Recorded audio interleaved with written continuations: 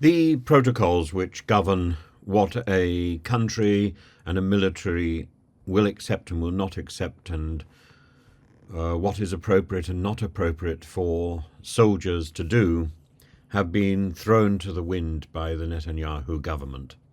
And the former Labour leader, Jeremy Corbyn, is working with 4 other pro-Palestinian independent MPs to put pressure on the Labour leader, Sir Keir Starmer, for a stronger stance on the Israel-Hamas conflict. Corbyn, who won his Islington North seat as an independent MP after being ousted from Labour, met with the other MPs to plan their efforts, including proposing amendments to legislation.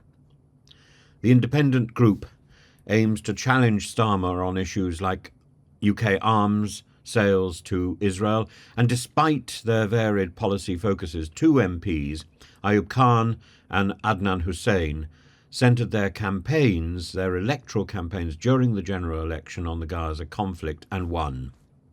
And that gives them quite a lot of power. The unexpected success of these independents has sparked criticism within Labour, particularly in constituencies with large Muslim populations where dissatisfaction with Labour's stance on Gaza may almost certainly have contributed to their victories and has undermined the Labour victory. Labour's official stance includes pushing for an immediate ceasefire, the return of hostages, and increased aid to civilians. But internal divisions and criticisms persist regarding Starmer's handling of the issue.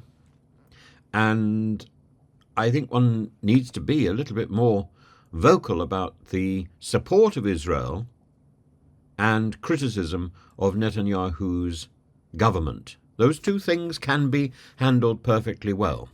And at the same time, we need to open our doors to Palestinian refugees, and particularly to those who have been injured and who are recovering from surgery.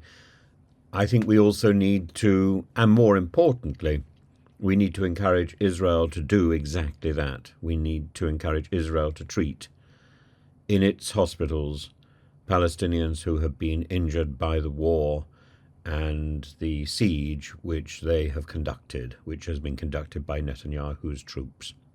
The gates around Gaza should be opened so that injured Palestinians can seek support and aid in Israel, and equally can appeal for support and aid in other countries. And ours should be one of those. We should be ready to put our money where our mouth is.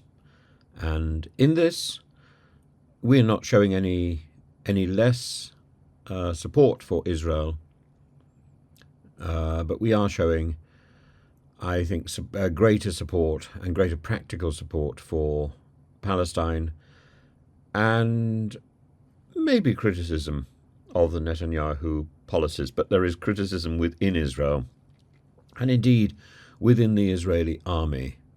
Netanyahu has gone well beyond the protocols that were devised and that were considered acceptable, both in Israel and internationally.